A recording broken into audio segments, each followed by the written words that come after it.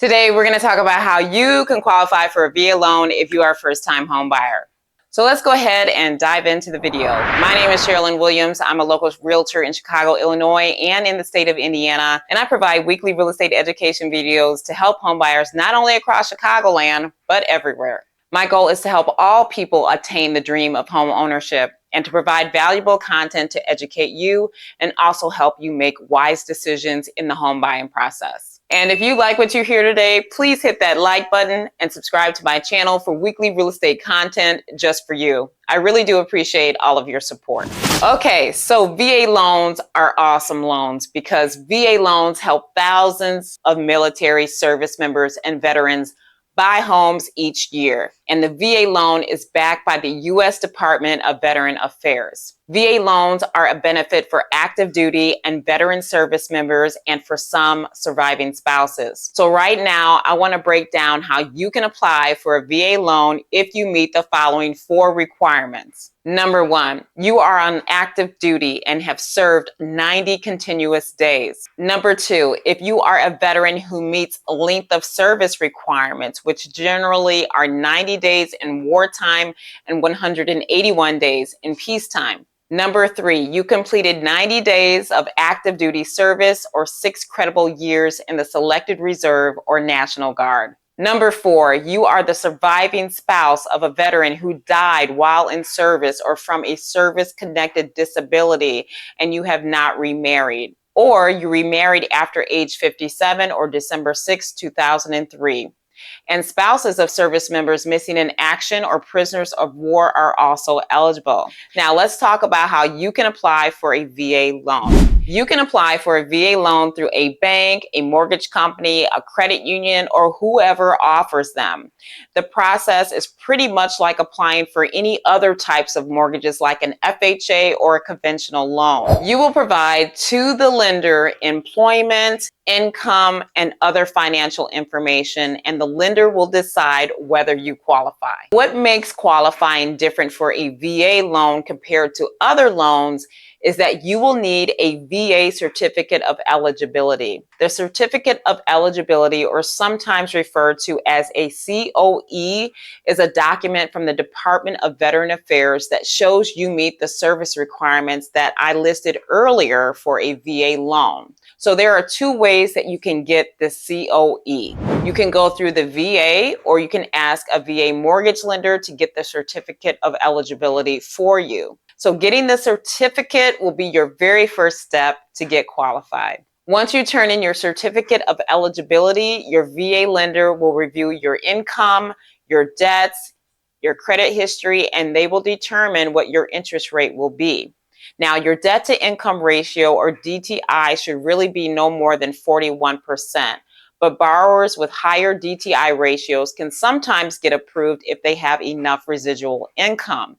Now, what is residual income? Residual income is the money left to cover basic living expenses such as food and clothing after paying debts, housing, and other obligations. So it is possible to have a higher DTI, but generally no more than 41%. Now, for the credit requirements of VA loans, the VA doesn't set a minimum credit score to qualify for a loan, but VA mortgage lenders can set their own minimum standards for credit scores, which are typically in the low to mid 600s. So the credit score is not set by the VA, but the lender with whom you work with.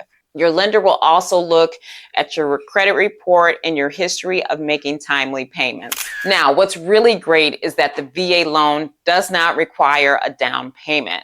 So there's no money down and 100% financing.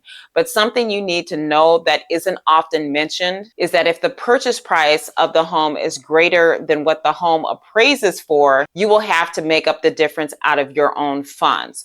So keep in mind, you could still have to pay some money. So as an example, if a purchase price of a home is $600,000, but the home appraises for $585,000, you would need to pay the difference of the $15,000 out of your own pocket. Furthermore, if you are subject to VA loan limits and the home price exceeds the county loan limit, then a down payment will be required.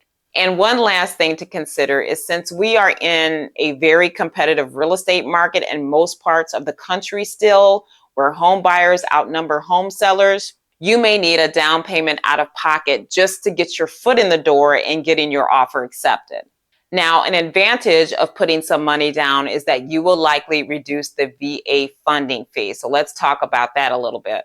Now, the VA loan doesn't require mortgage insurance per se, like an FHA or conventional loan, where with these loans, when you put less than 20% down, you have to carry mortgage insurance that protects the lender in case you default on the loan. Instead, VA loans require most borrowers to pay a VA funding fee, which protects the lender in case you default. This fee is a one-time charge that can be paid upfront or it can be rolled into your mortgage. The funding fee costs from 1.25% to 3% of your total loan amount, depending on the size of your down payment and whether it's your first VA loan.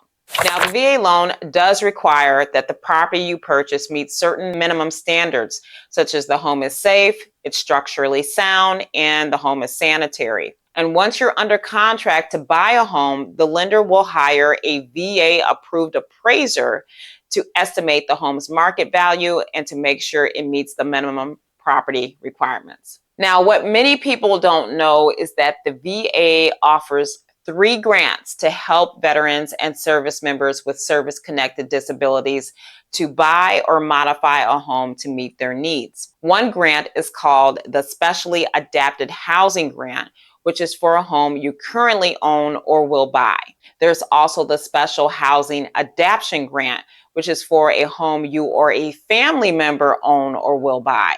And the last one is called the Temporary Residence Adaption Grant. And this is a grant for a family member's home where you're temporarily living. Now, to qualify for these 3 grants, you must have a qualifying service-connected disability to be eligible. And you can apply online through the benefits portal on the VA website or download the VA form 2645555 and send it to your nearest regional loan center. There is also the Native American Direct Loan, which helps Native Americans buy, build, improve, or refinance homes on federal trust land. And this program is available to members of certain Native American tribes and their spouses, as well as Alaska Native corporations and residents of Pacific Island territories. So if you are a veteran or spouse of a veteran and you are wanting to buy a home, please check out the VA loan program with a local lender. And if you are in the Chicago area, I could connect you with some really great VA lenders that I work with. It could be a great way for you to become a new homeowner. So thank you for your service and thank you for watching my video. Have a fabulous weekend.